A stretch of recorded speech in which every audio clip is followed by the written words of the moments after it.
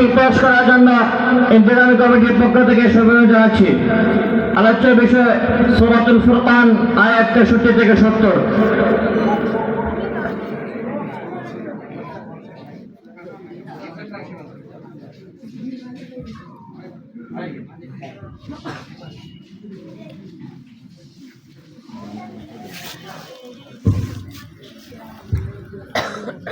السلام عليكم ورحمة الله تعالى وبركاته.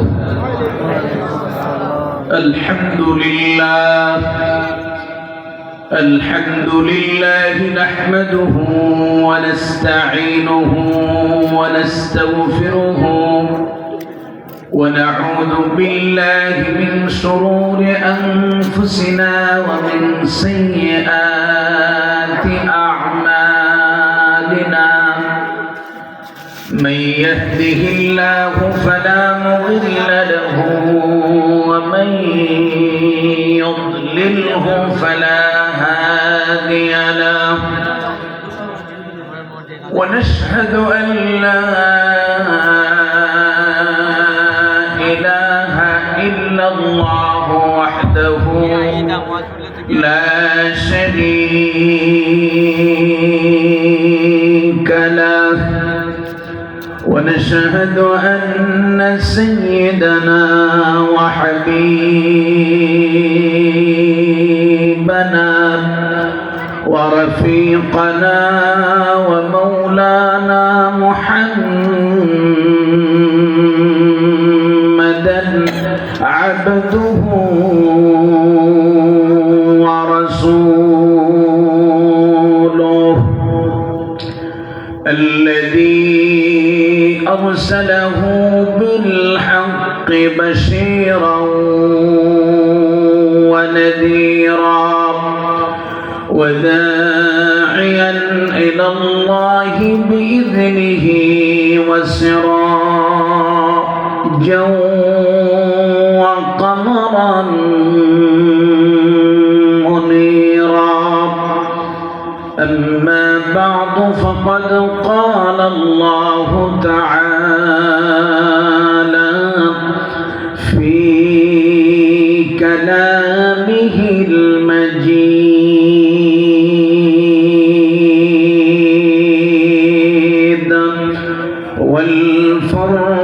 والفرقانه الحميد.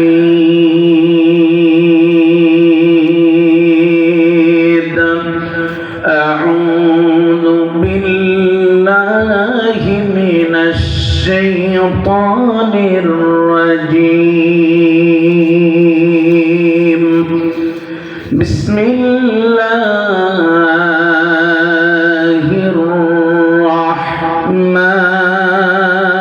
الرحمن الرحيم. إن الله وملائكته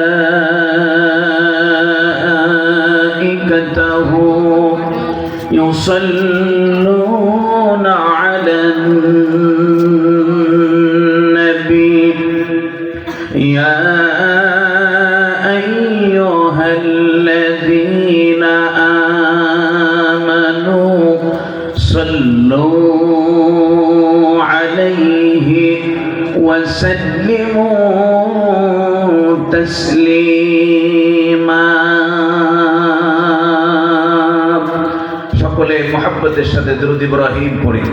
আল্লাহুম্মা সাল্লি আলা মুহাম্মাদিন ওয়া আলা আলি মুহাম্মাদ কামা সাল্লাইতা আলা ইব্রাহিম ওয়া আলা আলি ইব্রাহিম ইন্নাকা হামিদুম মাজিদ.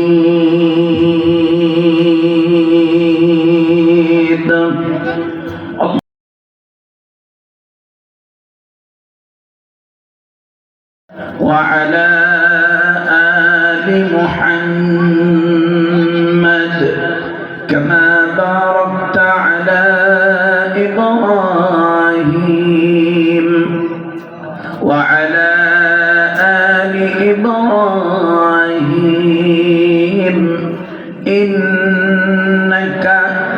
حميد مجيد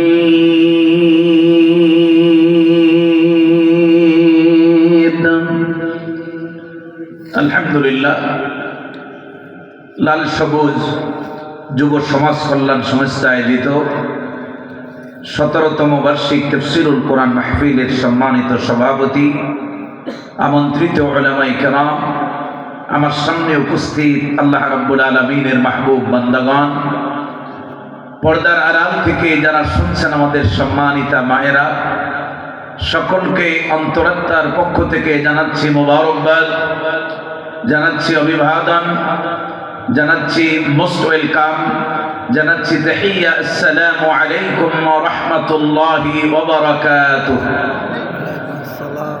শুকরিয়া আদায় করছি সে মহান মালিক আল্লাহ রাব্বুল ইজ্জাত ওয়াল জালালের দরবারে, যিনি অত্যন্ত দয়া করে মায়া করে শারীরিক মানসিক সুস্থতা দিয়ে কোরআনে কারীমের কথাগুলো শোনার জন্য এই মুহূর্তে এই ময়দানে আমাদেরকে সমবেত হওয়ার তৌফিক যিনি দান করেছেন, সে মহান রব্বে কারীমের দরবারে কালিমাতুশ শুকর আদায় করি। সকলে পড়ছি আলহামদুলিল্লাহ।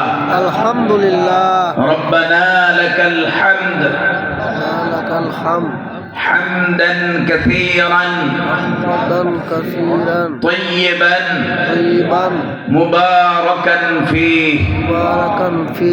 ইয়া রাব্বি লাকাল হামদু কামা ইয়ানবাগি লিজালালি ওয়াজহিক ওয়া আযীমি সুলতানিক। আমরা মহান আল্লাহ সুবহানাহু ওয়া তাআলার শুকরিয়া আদায় করলাম। সম্মানিত উপস্থিতি, আপনাদের কষ্ট হইতেছে, অনেক খারাপ লাগতেছে? ওলামায়ে কেরাম আলোচনা করতেছেন, আপনারা শুনতেছেন, কিন্তু আপনারা যেভাবে বসেছেন, বসার অবস্থা দেখলে মনে হয় আপনারা খুব দারুণ নারাজ। কষ্ট হইতেছে আপনাদের, ঠিক না? একটু সুন্দরভাবে বসা যাবে না? আমি অনেক লম্বা সময় কথা বলবো না, ইনশাআল্লাহ আমার নির্ধারিত বিষয়ের উপরই আমি আলোচনা শুরু করব। ইনশাআল্লাহ যেন আমাদেরকে হৃদয়ের কান দিয়ে শোনার তৌফিক দান করেন, বলি আমিন। আমিন। শীতের রাত উপলক্ষে মাগরিব হয়েছে আপনার 5:47। মাগরিব শুরু হয়েছে 5টা, সূর্যাস্ত গিয়েছে 5:47 বা 48 আছে। তো সেই অনুযায়ী রাত প্রায় অর্ধেকের কাছাকাছি, প্রায় শেষ। তো এই জন্য আমরা আবার 6:05 বা 6টায় জামাত, আপনারা কয়টায় পড়েন? এই জন্য আমি 12টা সামথিং একটু সামনে বাড়বে, এর ভিতরে শেষ করে দেবো ইনশাআল্লাহ, যেন ফজরের নামাজ যেন আমাদের কারো ছুটে না যায়। এই মাহফিল আমি এর আগে যে বছর এসেছিলাম, 2 থেকে 3-4 বছর আগে যখন আসছিলাম, তখনও বলেছি মাহফিলটা নফল কাজ। মাহফিলটা কি কাজ? নফল কাজ।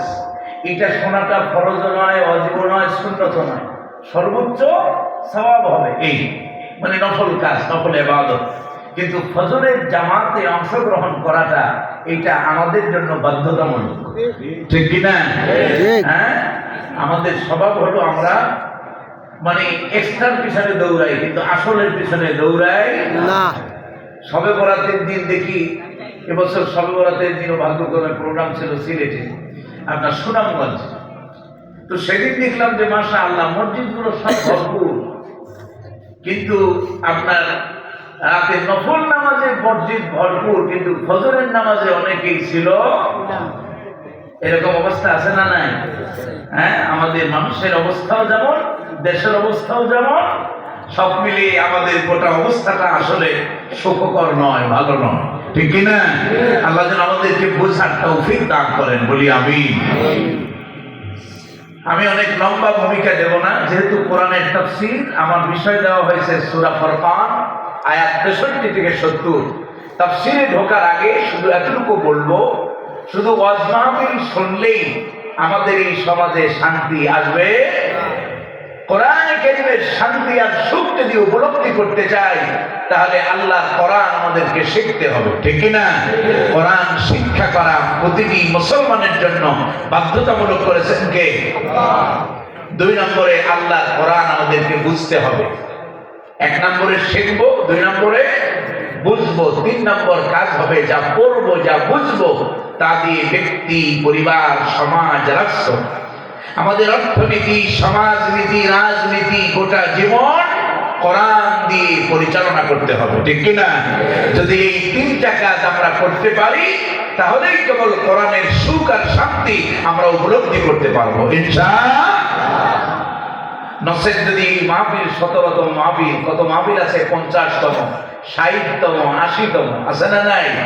চিন্তা করেন 60 বছর পর্যন্ত মাহফিল হয়, কিন্তু সমাজ কিন্তু কোরআন দিয়া বানাইতে পারি। এই জন্য আমাদেরকে আল্লাহর কোরআন পড়া, বোঝা এবং মানা লাগবে। আল্লাহ যেন সেই তৌফিক আমাদেরকে দান করেন, বলি আমিন। যদি আমরা এই তিনটা কাজ করি তাহলে দুনিয়াতেও শান্তি আর পরকালে নাজাত দিবেন কে? আল্লাহ রাব্বুল আলামিন বলেন, فمن تبع هداي فلا خوف عليهم ولا هم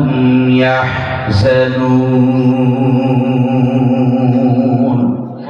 আল্লাহ রাব্বুল আলামিন বলেন, যারা নাকি কোরআন পড়বে, কোরআন বুঝবে, নবীজির বক্তব্য দিয়ে যদি বলি ফাআহাল্লা হালালাহু ওয়া হাররামা হারামাহু, কোরআনের হালালকে যারা হালাল বলে মানবে, হারাম থেকে যারা বেঁচে থাকবে, আল্লাহ রাব্বুল আলামিন বলেন ফালা খাউফুন আলাইহিম ওয়ালা হুম ইয়াহজানুন।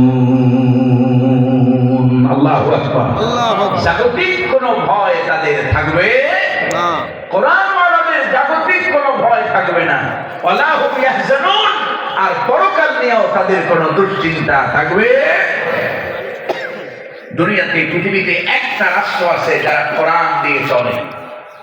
গোটা পৃথিবীর ভিতরে 200-র অধিক রাষ্ট্র, তার ভিতরে একটা রাষ্ট্র পৃথিবীতে আল্লাহর কোরআন দিয়ে চলে। যে কোরআন দিয়ে চলার কারণে আজকে সেখানে সকল দিক থেকে রহমত এবং বরকত নাযিল করতেছেন কে? আল্লাহ তাআলা বলেছেন, লাউ আন্না আহলাল কুরআ আমানু ওয়াত্তাকাউ, যদি জনপদের লোকেরা, দেখেন প্রথমে শব্দ হরফ ব্যবহার করা হয়েছে লাউ। লাউ হলো হুরুফে শারতিয়া। আল্লাহ তাআলা বলেন, যদি